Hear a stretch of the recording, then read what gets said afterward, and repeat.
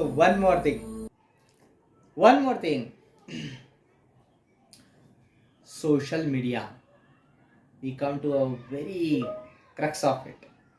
After saying social media itself, half of the people they start laughing, you know, because what I'm going to say, half of the people they know.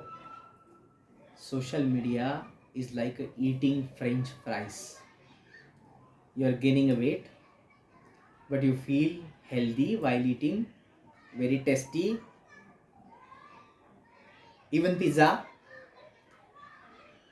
and you don't know while eating why you are eating, why you cannot stop, right? It is like a French fries. What is that physiologically? Very simple. When you go on social media, there is a small amount of dopamine, which is a neurotransmitter in our brain. This feel good hormone, dopamine, it secretes very slowly, but it doesn't secrete to that extent that it can make you happy for longer time. It will, this small doses of dopamine will not be sufficient for you to keep that for last long happiness.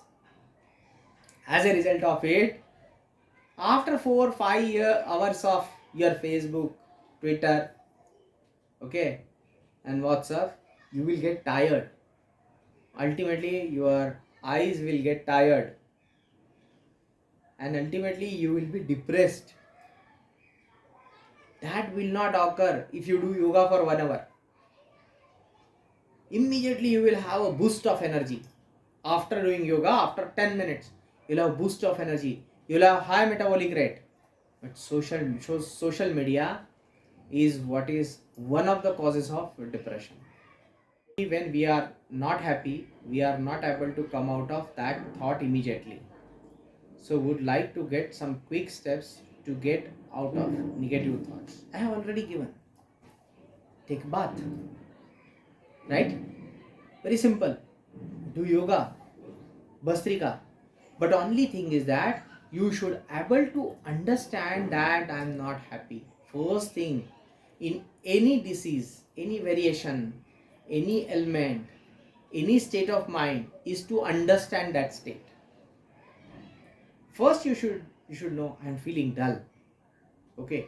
That does not mean every now and then you should feel okay, I am feeling dull. Say take bath, I am going to swimming pool itself so that whole day I can be in swimming pool. I will be happy throughout the day. Don't do that. The thing is, here change in temperature, wiping off the sebum, okay, cleaning of your body, external microbes which are engulfed in our kind of dead cells. They'll wipe off. Your mood will change. Try to have long breaths. If you have a long breath, it will change definitely.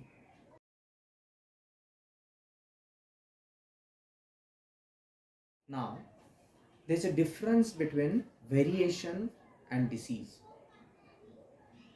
The variation is a personality, a disorder. I cannot say it is a disease.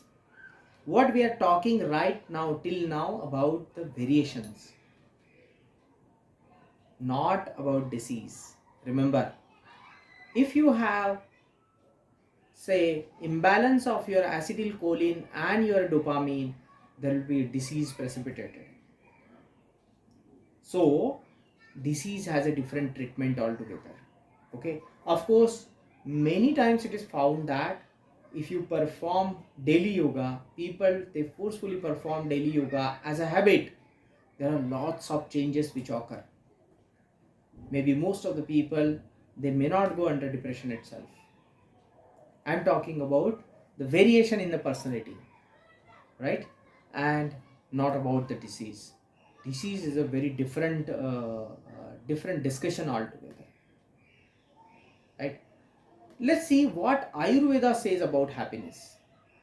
Okay, what actually Charak Samhita say that if you see the 21st adhyay, of Charak Samhita, it says that Nidra yatam sukham dukkham pushtim karyash balabalam vrishata klibata jnanam jnanam jivitam nacha. What does that mean? Everything, happiness, misery, nourishment, emaciation, strength, weakness, virility, sterility, knowledge, ignorance, life as well as death, they all are dependent on improper sleep.